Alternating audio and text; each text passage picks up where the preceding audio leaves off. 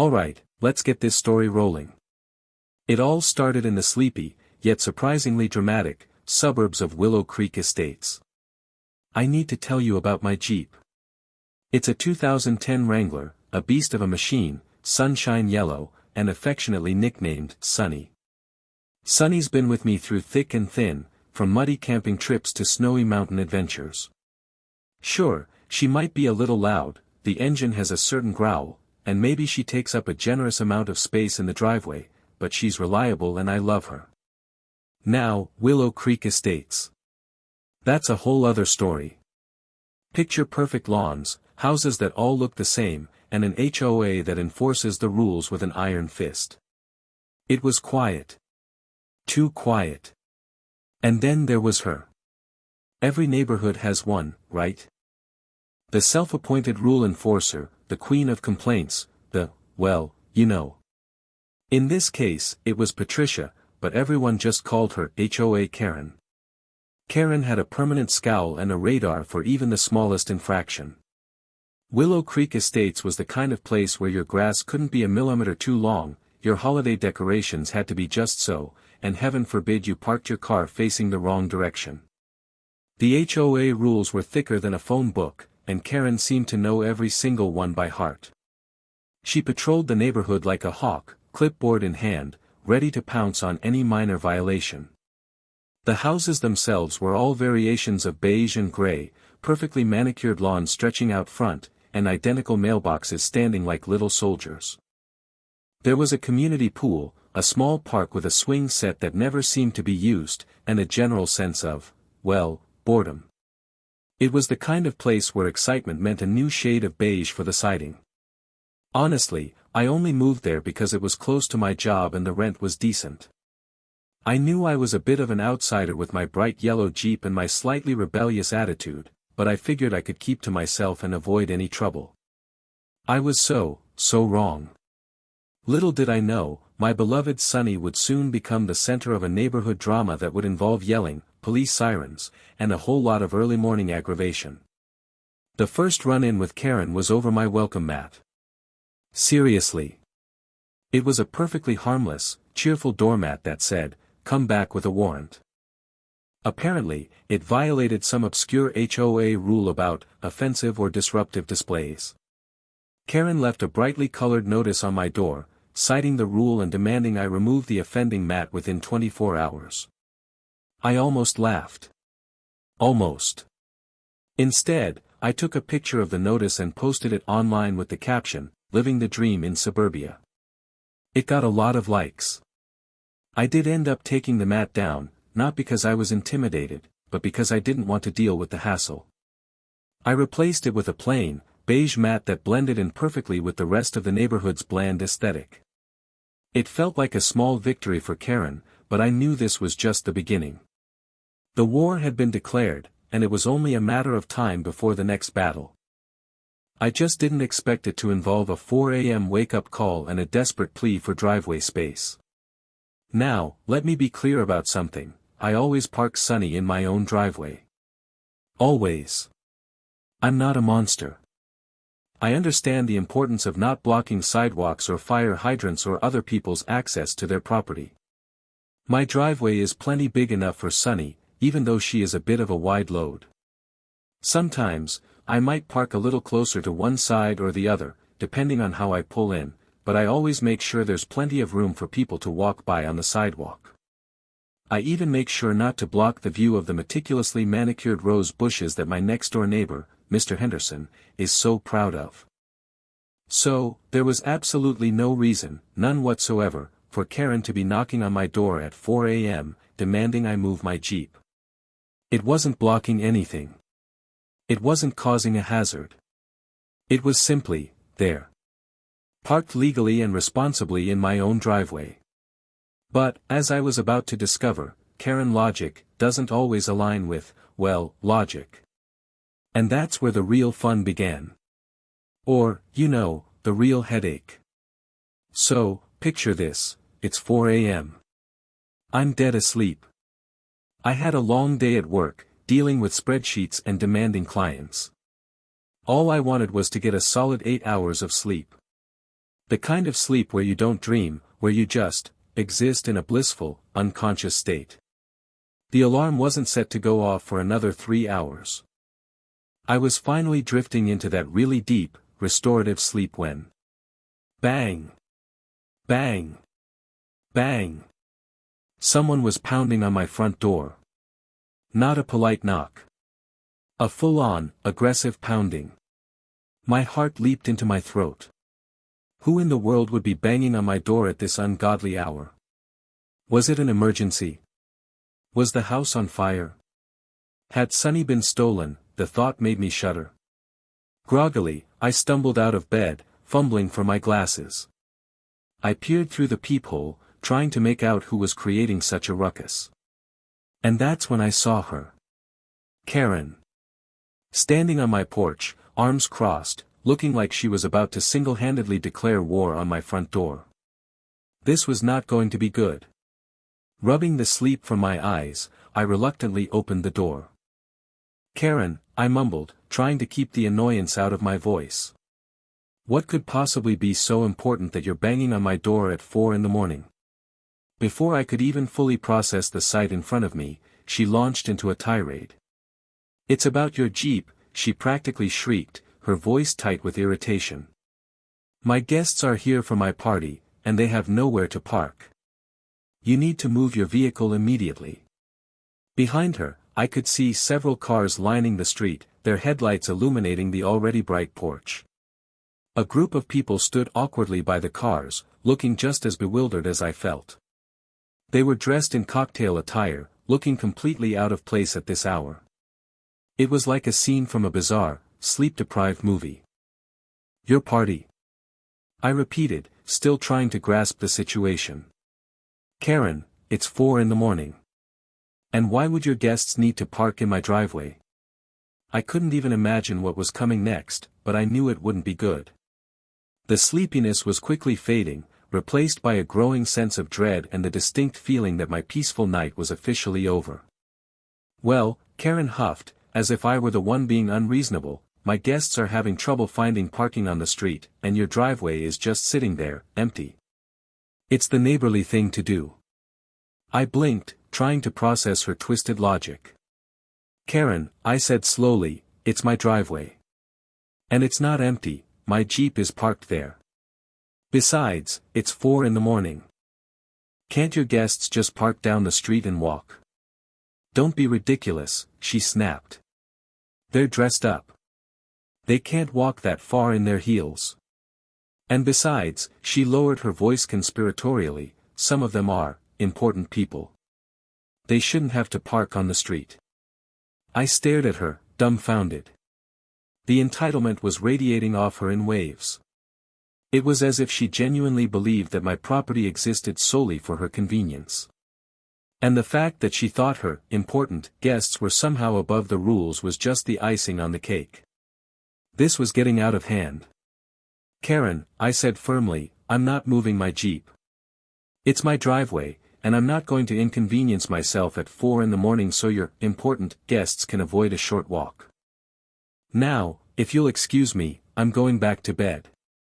I started to close the door.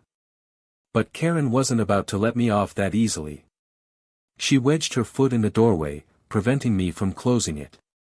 "You can't do this," she exclaimed, her voice rising in pitch. "I'm the president of the HOA. You have to respect my authority." "Respect your authority?" I echoed, incredulous. "Karen, you're asking me to move my car at 4 in the morning so your guests can park in my driveway. That's not authority, that's just being entitled." "It's about being a good neighbor," she countered, her face flushed with anger. "And I'll have you know, I've lived in this neighborhood for 20 years. I deserve to have my guests accommodated." I couldn't believe what I was hearing. She was actually arguing that her seniority in the neighborhood gave her the right to dictate what I did with my own property. The absurdity of it all was almost comical. "Karen," I said, trying to remain calm, "I understand you want to accommodate your guests, but I'm not moving my car. It's my property, and I have the right to park here. Now, please remove your foot from my doorway before I accidentally close it on you." I gave her a pointed look, hoping she would finally get the message. But I had a feeling this wasn't over yet. Taking a deep breath, I pushed gently against the door, forcing Karen to remove her foot. I managed to close the door and lock it, finally creating a physical barrier between us. I could still hear her yelling through the door, something about disrespect and HOA violations, but I tuned it out. I leaned against the door, exhausted. This was beyond ridiculous. I couldn't believe she was actually this entitled. I peeked through the peephole again. Karen was pacing back and forth on my porch, talking animatedly on her cell phone. She was gesturing wildly, her face contorted in anger. I could only imagine what she was saying. Probably painting me as some kind of villain who was single-handedly ruining her party and destroying the very fabric of the neighborhood. I rolled my eyes. Suddenly, I heard her voice rise even louder. "I'm telling you, this is an emergency. He's refusing to cooperate. You need to send someone here immediately." My blood ran cold. Was she actually calling the police? Over a parking space? This had officially crossed the line from absurd to insane. I braced myself for what was about to come. This was going to be a long night. And it was all because of a yellow Jeep and a woman who thought she owned the entire neighborhood. Sure enough, a few minutes later, I heard the unmistakable sound of sirens approaching. My heart sank. This was actually happening. Karen had really called the police because I wouldn't move my Jeep. I peeked through the peephole again. A police car pulled up to the curb, its flashing lights illuminating the street in a surreal, almost comical, display. 2 officers emerged from the vehicle, looking as if they'd rather be anywhere else. I couldn't blame them. I took a deep breath and opened the door, bracing myself for the inevitable interrogation. Karen was standing on the porch, beaming triumphantly, as if she had just won some kind of major victory. Her important guests were huddled together on the sidewalk, looking thoroughly embarrassed. "Officers," Karen announced, her voice dripping with self-importance, "this man is refusing to cooperate. He's violating HOA rules and disrupting my party. I demand you arrest him immediately." I bit back a laugh. Arrest me? For parking in my own driveway? This was beyond ridiculous. It was almost impressive. I couldn't wait to hear how the police were going to handle this. I had a feeling they weren't going to be too thrilled about being dragged into a neighborhood parking dispute at 4 in the morning. This was going to be interesting, to say the least. One of the officers, a young woman with a weary expression, stepped forward. "Ma'am," she said to Karen, her voice calm and professional, "can you explain the situation?" Karen launched into another tirade, her voice even louder and more shrill than before. She accused me of being uncooperative, disrespectful, and a menace to the neighborhood. She claimed I was intentionally disrupting her party and violating countless HOA rules. She even threw in a few personal insults, calling me a selfish millennial and a bad influence on the community. The officers listened patiently, their faces betraying nothing. I could tell they were trying their best to remain neutral, but I could also sense their growing exasperation. This was clearly not the kind of call they signed up for. When Karen finally paused for breath, the officer turned to me. "Sir," she said, "can you give us your side of the story?" I explained the situation calmly and concisely. I emphasized that I was parked legally in my own driveway, that I wasn't blocking anything, and that Karen was demanding I move my car at 4 in the morning so her guests could park there. I also mentioned her previous harassment over the welcome mat. The officers exchanged a knowing glance. It was clear they had dealt with Karen types before. The officer nodded slowly, turning back to Karen. "Ma'am," she said, "I understand you're frustrated, but Mr. She glanced at me for my name, Mr. My last name, is legally parked on his own property. We can't force him to move his vehicle." Karen's face turned an even deeper shade of red. "But it's disrupting my party," she shrieked. "It's a matter of principle. He needs to learn to be a good neighbor." Ma'am, the officer repeated, her voice losing a bit of its patience, this is a civil matter. It's between you and Mr., my last name. We can't get involved in a parking dispute. I saw my opportunity. Thank you, officers, I said, stepping forward. I appreciate you coming out here to resolve this. As you can see, I'm not doing anything wrong. I simply want to go back to sleep. I turned to Karen, giving her a polite but firm look. Karen, I said, I'm not moving my Jeep. I hope you can understand that. Now, if you'll excuse me. I started to close the door, hoping this would finally be the end of it. But I knew, deep down, that Karen wasn't going to give up that easily. She was far too invested in this ridiculous situation to simply walk away. I just didn't know what she would do next. Just as I suspected, Karen wasn't giving up. She jammed her foot in the doorway again, preventing me from closing it. You can't just ignore the HOA rules, she shouted, her face now a mask of pure rage. I have rights. I'm the president of this association. You have to listen to me. The officers sighed audibly. They were clearly reaching the end of their rope.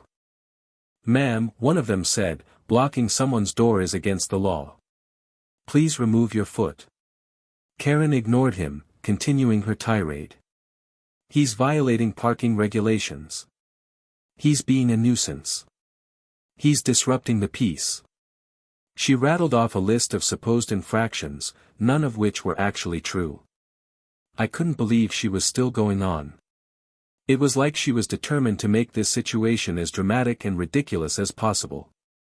And what was even more infuriating was that she was doing it all in front of her embarrassed guests and the increasingly annoyed police officers. Karen, I said, trying to keep my voice level, you're making a fool of yourself. Just let it go. It's not worth it.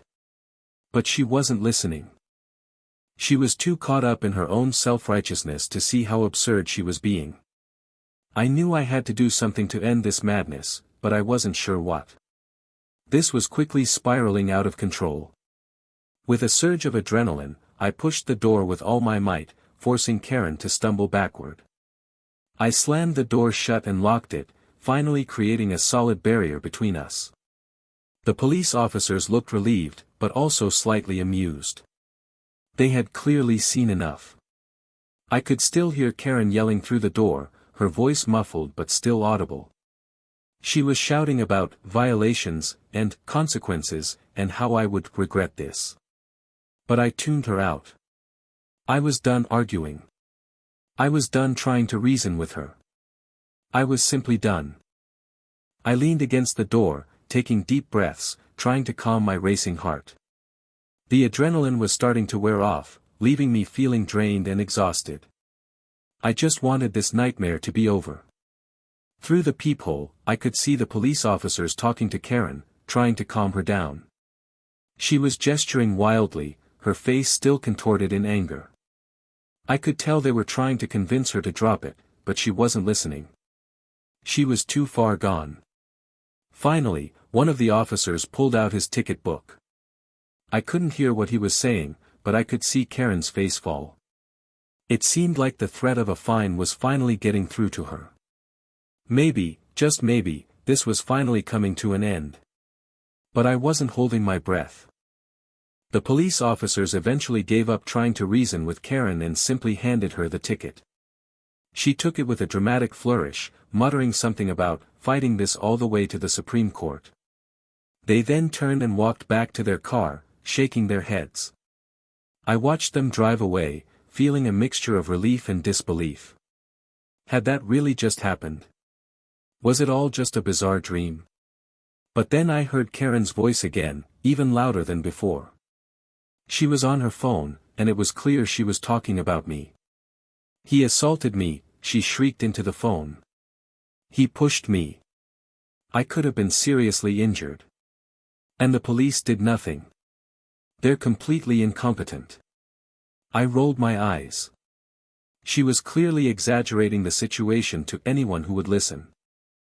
I could only imagine what kind of story she was spinning.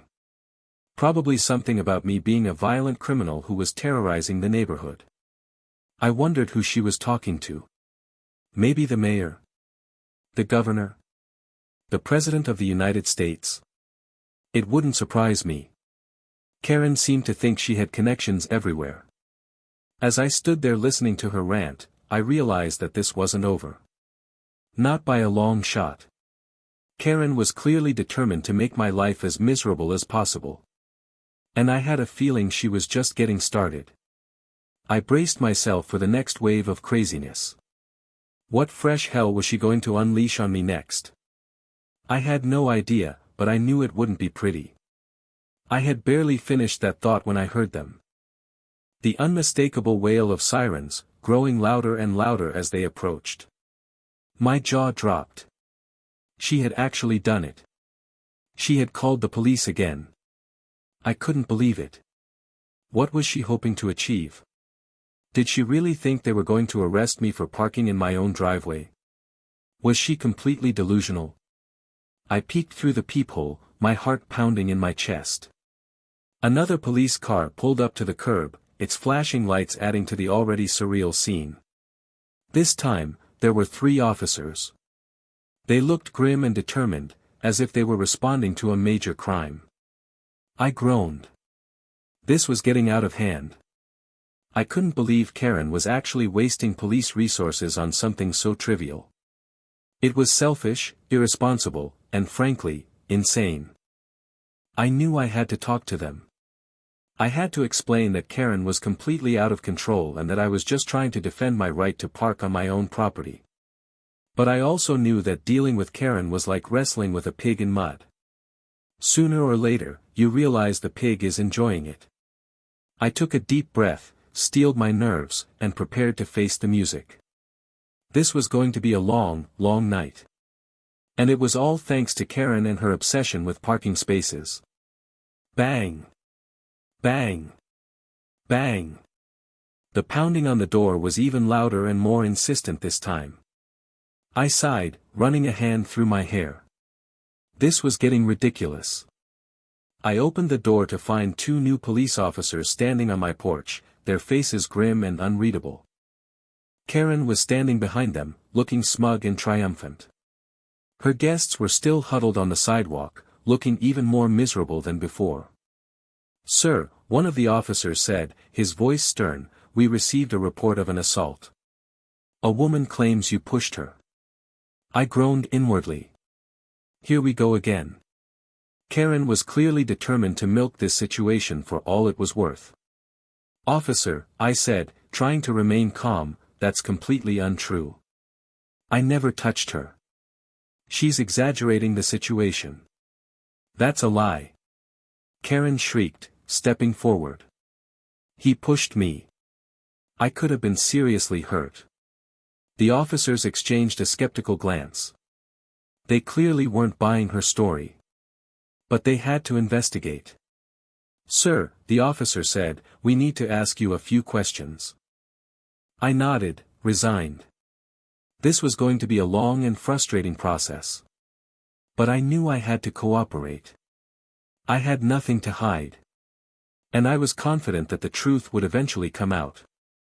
But first, I had to endure another round of Karen's theatrics. This was going to be a very, very long night. And all because of a yellow Jeep and a parking space. I took a deep breath and launched into my explanation, doing my best to remain calm and rational.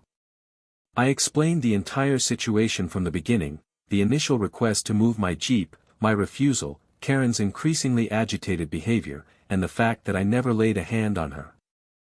I even showed the officers my property lines, pointing out that my Jeep was parked entirely within my own driveway and not blocking any sidewalks or access points. I emphasized that I had simply closed the door to end the increasingly absurd and unreasonable confrontation. The officers listened patiently, taking notes and occasionally glancing at Karen, who was standing off to the side, fuming silently. I could tell they were starting to get a clearer picture of what was really going on. "So, you're saying that you never physically assaulted her?" one of the officers asked, looking at me intently. "Absolutely not," I replied firmly. I simply closed the door to prevent her from continuing to harass me. I never touched her. The officer nodded slowly. And you're sure your vehicle is parked entirely on your property? Positive, I said. I can show you the property survey if you'd like. The officer waved his hand dismissively. That won't be necessary. We can see for ourselves. He turned to his partner and muttered something under his breath. I couldn't hear what he said, but I had a feeling it wasn't complimentary to Karen. Now it was Karen's turn. She launched into a highly embellished version of events, portraying me as an aggressive and uncooperative neighbor who was intentionally trying to ruin her party. According to her, I had not only refused to move my Jeep but had also physically threatened her and her guests. She claimed I was yelling and screaming, using offensive language, and generally behaving like a complete maniac. She even added a few extra details for good measure, claiming I had been drinking and was clearly intoxicated. I couldn't believe how far she was willing to go. She was blatantly lying, and she knew it. But she didn't seem to care. She was determined to paint me as the villain, no matter what it took. The officers listened to her story with the same impassive expressions, but I could see a flicker of amusement in their eyes.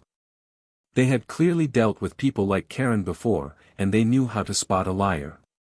When she finally finished her dramatic performance, the officer turned to me again. "Sir," he said, "do you have anything to add?" I simply shook my head. "Officer," I said, "I've already told you the truth. She's making all of this up. You can see for yourselves that I'm not intoxicated and that my Jeep is parked legally. I just want this to be over." The officer nodded. "We understand, sir. We just need to do our due diligence." The officers, clearly annoyed by the entire situation, decided to try and mediate. They suggested that maybe, just maybe, I could move my Jeep a little bit, just to appease Karen and her guests. "Sir," one of the officers said, his voice laced with a hint of weariness, "I understand you're within your rights, but maybe you could just move your car a few feet. It would make things a lot easier for everyone." I looked at him, incredulous. Was he serious? After everything that had happened, after all of Karen's lies and theatrics, he was asking me to compromise? "Officer," I said, trying to keep my voice level, "I appreciate you trying to mediate, but I'm not moving my Jeep. I've done nothing wrong. I'm parked legally on my own property. Why should I have to inconvenience myself because Karen can't manage her own party?" The officer sighed. "I understand, sir. But sometimes it's better to just take the high road and avoid further conflict." "I am taking the high road," I replied. "I'm standing my ground and refusing to be bullied by someone who thinks she can dictate what I do on my own property. Moving my car would be rewarding her bad behavior." The officers exchanged another glance. They clearly weren't sure what to do. They were stuck between a rock and a hard place, trying to appease a woman who was clearly unreasonable while also respecting my rights as a homeowner. It was a no-win situation for everyone involved. Especially me. I stood my ground. "Officer," I said, looking him directly in the eye, "I'm not moving my Jeep. I understand you're trying to help, but I'm not going to be bullied into giving up my rights. This is my property, and I have the right to park here. It's as simple as that." Karen, who had been silent for a few minutes, suddenly burst out, "He's being unreasonable. He's ruining my party. He's a terrible neighbor." The officers ignored her, focusing their attention on me. "Sir," one of them said, "we understand your position. But we need to make sure there's no further escalation. Can you promise us that you won't do anything to provoke her or her guests?" "Officer," I replied, "I promise I won't do anything. I just want to go back to sleep. I'm not going to leave my house, and I'm not going to interact with her or her guests. I just want to be left alone." The officer nodded. "Okay, sir. That's all we ask." He turned to Karen. "Ma'am," he said, his voice firm, "we need you to calm down and stop harassing your neighbor. He's done nothing wrong, and we can't force him to move his vehicle. If you continue to cause a disturbance, we'll have to take further action." Karen glared at me, her eyes filled with hatred. But she remained silent. It seemed like the threat of further legal action was finally sinking in. Maybe, just maybe, this nightmare was finally coming to an end. But I still wasn't convinced. I knew Karen was capable of anything. And I had a feeling she wasn't going to let this go without a fight. The police officers, now visibly frustrated, turned their attention back to Karen. One of them spoke in a slow, deliberate tone, as if talking to a small child. "Ma'am," he said, "we've explained this to you several times. Mr., my last name, is legally parked on his own property. He is not breaking any laws, and he is not violating any HOA rules that we can enforce. We cannot force him to move his vehicle. Do you understand?"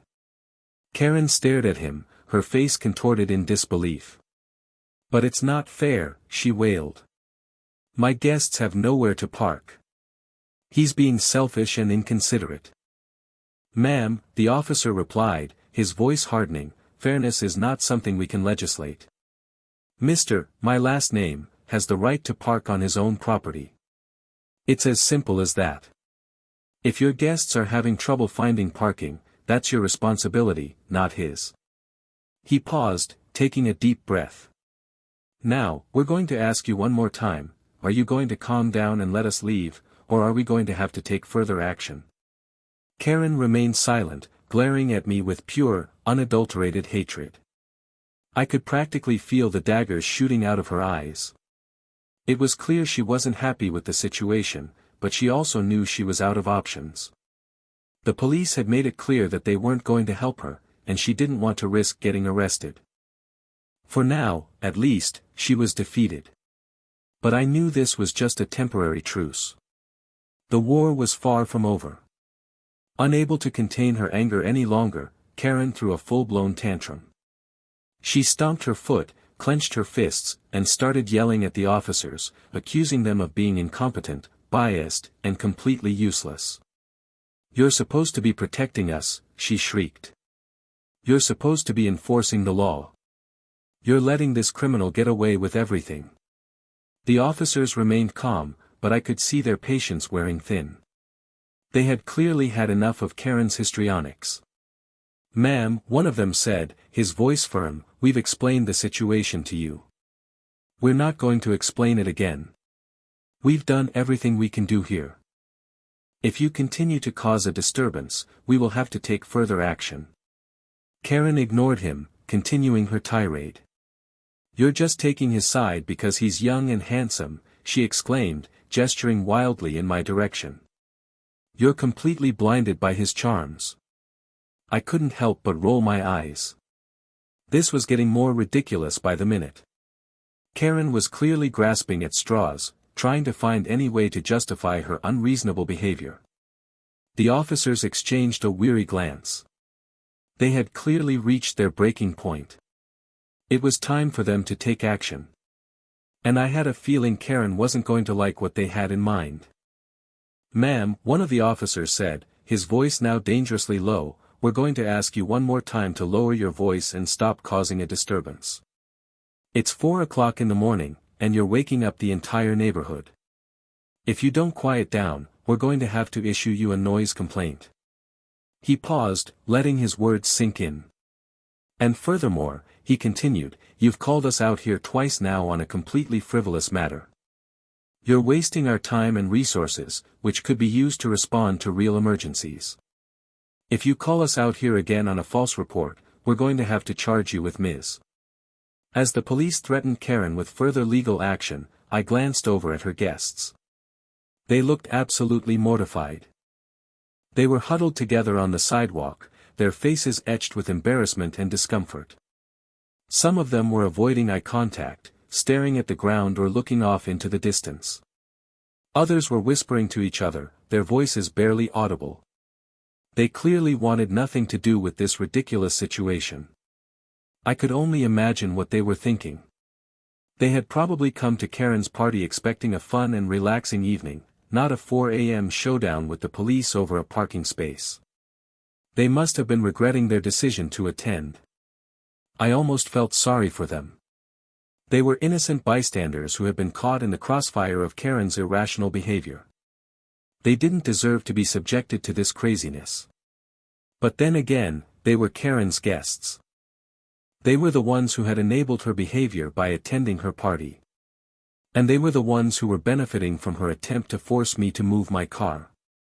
So maybe they weren't so innocent after all. Maybe they deserved a little bit of discomfort. Either way, their embarrassment was a small consolation for the aggravation I had been forced to endure. Finally, after what felt like an eternity, the police managed to convince Karen and her guests to leave my property. They escorted them back to their cars, making sure they didn't cause any further disturbances. I watched through the peephole as they slowly dispersed, the taillights of their cars fading into the distance. Karen was the last to leave, pausing for a moment to glare at my house before finally getting into her car and driving away. I leaned against the door, exhausted and drained. The adrenaline was finally wearing off, leaving me feeling weak and shaky. I couldn't believe what had just happened. I had been subjected to hours of harassment and intimidation, all because of a parking space. It was a ridiculous and absurd situation, but it had also been incredibly stressful and unnerving. I had been forced to defend my rights against someone who was determined to take them away, and I had no idea what she was going to do next. I knew I couldn't just let this go. I had to do something to protect myself from Karen's future actions. But what? I wasn't sure. All I knew was that I needed to find a way to make sure this never happened again. I needed to find a way to make Karen stop. And I needed to do it soon. Before she had a chance to escalate things even further. Before leaving, one of the officers turned to me, a look of genuine sympathy on his face. "Sir," he said, "I'm really sorry about all this. We know it's been a long and frustrating night, and we appreciate you cooperating with us." His partner nodded in agreement. "Yeah," he said. "We get called out to these kinds of things all the time. People getting worked up over the silliest stuff. It's part of the job, I guess." "We just wanted to apologize for the disturbance," the first officer continued. "We know it's not ideal to have the police showing up at your door at 4 in the morning. But we had to respond to the call." "I understand," I said, forcing a smile. "I appreciate you guys coming out here and dealing with this. I know it's not exactly the crime of the century." The officers chuckled. "No," one of them said. "It's definitely not. But hey, at least it gave us a good story to tell back at the station." They both smiled, then turned and walked back to their patrol car. I watched as they drove away, the red and blue lights fading into the darkness. I was finally alone. The police had apologized, but I still felt incredibly violated. My peace and quiet had been shattered, my rights had been challenged, and my sense of security had been shaken. And all because of a parking space. It was time for me to take action. It was time for me to fight back. It was time for me to make Karen pay for what she had done. I trudged back to my bedroom, collapsing onto the bed. I desperately wanted to go back to sleep, to erase the last few hours from my memory and pretend it had all been a bad dream. But it was no use. My mind was racing, replaying the events over and over again. I couldn't shake the image of Karen's angry face, or the sound of her shrill voice. I was too wound up, too angry, too violated to simply drift back to sleep. I tossed and turned for what felt like an eternity, but sleep eluded me. My heart was still pounding, my muscles were still tense, and my mind was still racing. I was completely and utterly exhausted, but I couldn't shut my brain off. Finally, I gave up. I knew I wasn't going to be able to sleep. Not with all this adrenaline coursing through my veins. Not with all these thoughts swirling around in my head. I sat up in bed, sighing heavily. It was time to face reality. It was time to acknowledge that my peaceful night had been completely ruined. And it was time to start planning my revenge. I couldn't let Karen get away with this. I had to do something to make her pay. But what? That was the question. I needed to find a way to strike back without stooping to her level. I needed to find a way to make her regret ever crossing me. And I needed to do it in a way that was both satisfying and legal. It was a tall order, but I was determined to find a way. I had a feeling this was going to be a long and interesting battle. I dragged myself out of bed and headed to the kitchen. The thought of facing the day on no sleep was daunting, but I knew I needed to do something to clear my head. I put on a pot of coffee, savoring the rich aroma as it filled the air. It was a small comfort, but it was something. As the coffee brewed, I wandered over to the window and gazed out at the eastern sky. The first hints of dawn were beginning to appear, painting the clouds in soft shades of pink and orange. I watched as the sun slowly rose above the horizon, casting its golden light across the neighborhood. It was a beautiful sight, and it helped to calm my frayed nerves. Despite everything that had happened, despite all the stress and frustration, I couldn't help but feel a sense of vindication. I had stood my ground. I had refused to be bullied. And I had won. But I also felt incredibly frustrated. I had been forced to waste my time and energy on something so trivial and absurd. I had been subjected to hours of harassment and intimidation. And I knew that Karen was still out there, plotting her next move. The sunrise was beautiful, but it couldn't erase the events of the night. It couldn't take away the feeling of violation. And it couldn't quell my desire for revenge. I needed to do something to make Karen pay. And I needed to do it soon. As I sipped my coffee, I started to formulate a plan. It was time for me to go on the offensive. My first thought was to report Karen to the HOA. After all, she was the president of the association, and her behavior was clearly unbecoming of someone in that position. I could file a formal complaint, detailing her harassment, her misuse of emergency services, and her general disregard for the rules. I could even gather statements from her guests, who had witnessed her outrageous behavior firsthand. The thought of Karen being reprimanded by the HOA, or even removed from her position as president, was definitely appealing. It would be a small victory, but it would be a victory nonetheless.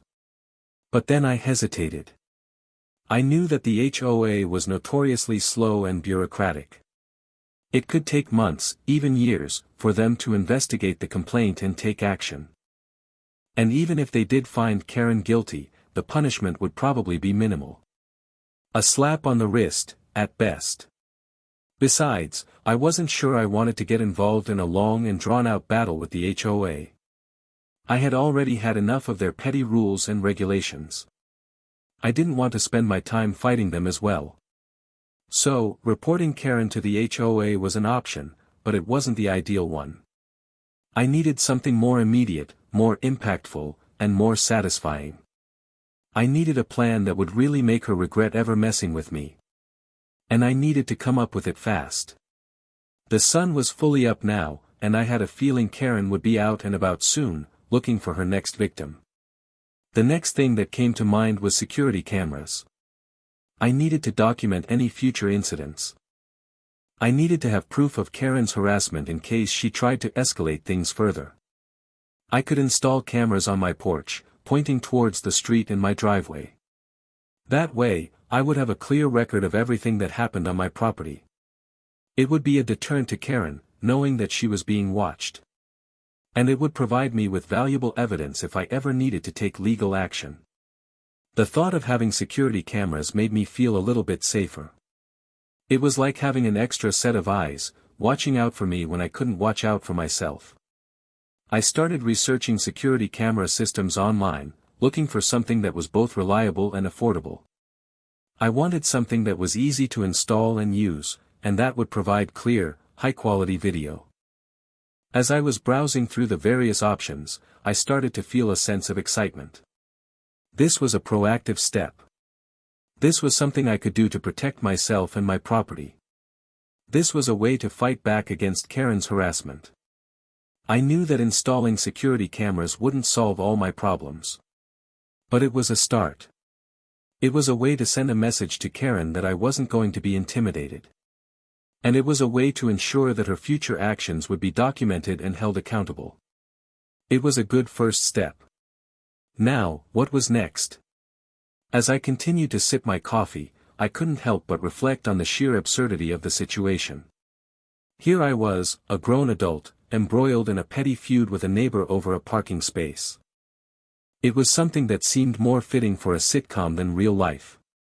It was hard to believe that someone could be so entitled, so self-absorbed, and so completely lacking in empathy. Karen genuinely seemed to believe that she had the right to dictate what I did on my own property. She seemed to think that her needs were more important than mine, and that I should be willing to inconvenience myself to accommodate her. It was a mindset that I found both baffling and infuriating. How could someone be so completely oblivious to the needs and feelings of others? How could someone be so convinced of their own superiority? I realized that Karen wasn't just an isolated case. She was a symptom of a larger problem, the entitlement that seemed to be running rampant in society. People who believed that they were special, that they deserved more than others, and that the rules didn't apply to them.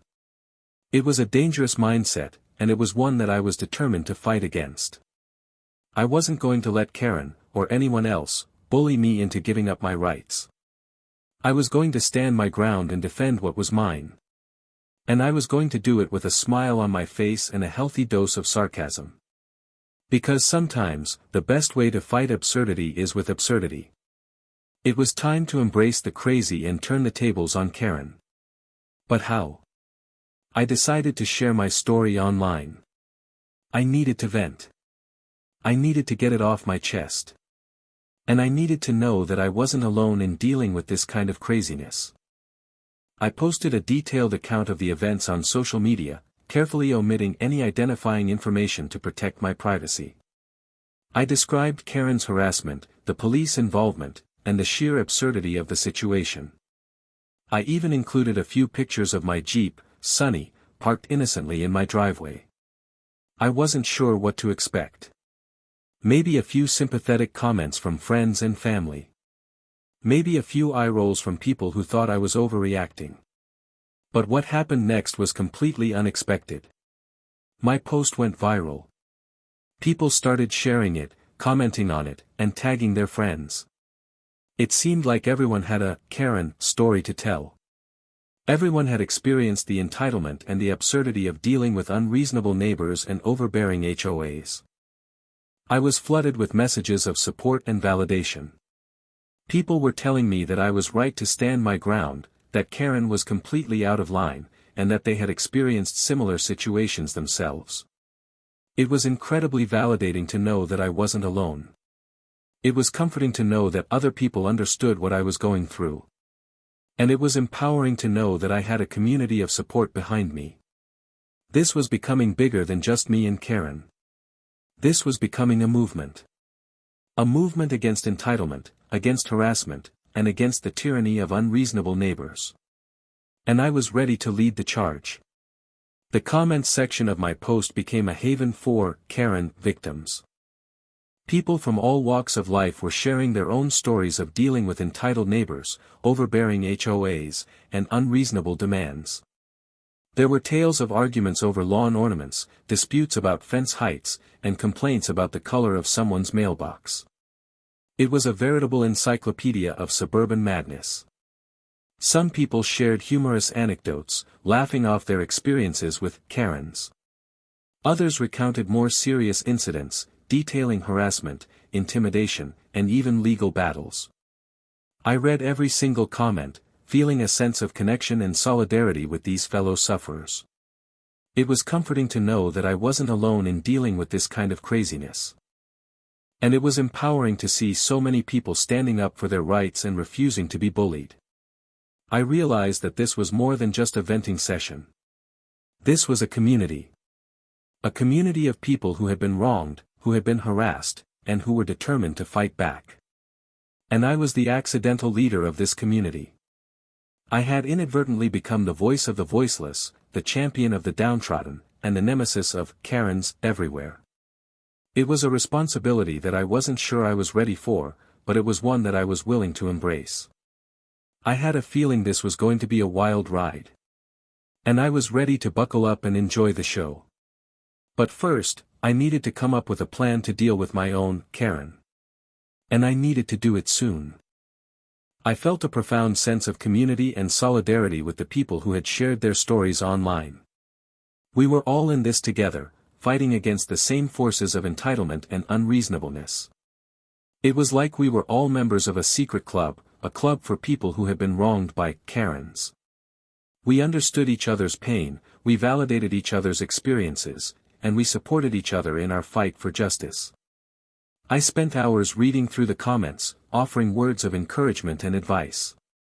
I shared my own experiences and insights, hoping to help others navigate their own difficult situations.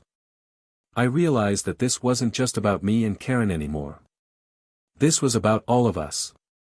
This was about standing up for our rights, protecting our property, and refusing to be bullied. I felt a renewed sense of purpose. I was no longer just fighting for myself.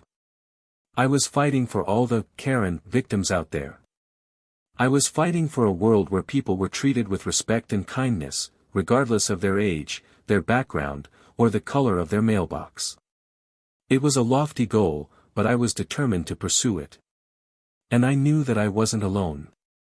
I had a community of support behind me, cheering me on every step of the way. Together, we could make a difference. Together, we could change the world. One Karen at a time. But first, I needed to come up with a plan to deal with my own personal nemesis. And I had a feeling it was going to involve a whole lot of sarcasm. I made a vow to myself that day. I resolved to continue standing up for my rights, no matter what. I refused to be intimidated by unreasonable neighbors, overbearing HOAs, or anyone else who tried to take advantage of me. I was done being passive. I was done being a pushover. I was done letting people walk all over me. I was going to be proactive, assertive, and unapologetically myself. I was going to embrace my inner rebel and fight for what I believed in. I knew it wouldn't be easy. There would be challenges, setbacks, and moments of doubt. But I also knew that I wasn't alone. I had a community of support behind me, cheering me on every step of the way. And that gave me the strength and courage to keep going. I started brainstorming ideas for how to deal with Karen. I wanted something that was both effective and satisfying. Something that would send a clear message that I wasn't going to be bullied, and that would make her think twice before messing with me again. I considered everything from filing a formal complaint with the HOA to staging a protest in front of her house. But none of those ideas felt quite right. I wanted something more creative, more unique, and more sarcastic. And then it hit me. The perfect plan. A plan so brilliant, so audacious, and so utterly ridiculous that it was guaranteed to drive Karen absolutely bonkers. It was time to unleash the power of lawn gnomes. But not just any lawn gnomes. These were going to be special. Very special. I couldn't stop myself from grinning. I pictured the look on Karen's face the next morning when she saw my Jeep, Sunny, still parked proudly in my driveway. It was a look that combined fury, frustration, and utter defeat. A look that said, "You may have won this battle, but the war is far from over." And she would be right. The war was far from over. But for now, at least, I had won a small victory. I had stood my ground, I had defended my rights, and I had refused to be intimidated. And that was something to be proud of. But the lawn gnomes, oh, the lawn gnomes were going to be the real masterpiece. I had already started planning the details in my head. I knew exactly what kind of gnomes I wanted, where I was going to put them, and how I was going to arrange them. It was going to be a work of art. A sarcastic, subversive, and utterly delightful work of art that would drive Karen absolutely insane. I couldn't wait to see her reaction. I imagined her pacing back and forth in her perfectly manicured lawn, ranting and raving about my offensive lawn decorations. I imagined her calling the HOA, demanding that they take action. And I imagined them telling her, once again, that there was nothing they could do. It was going to be glorious. And it was going to be the perfect way to end this ridiculous chapter in my life. Or, more likely, to start a whole new one. Because with Karen, there was always another chapter waiting to be written. And I was ready to write it. One lawn gnome at a time.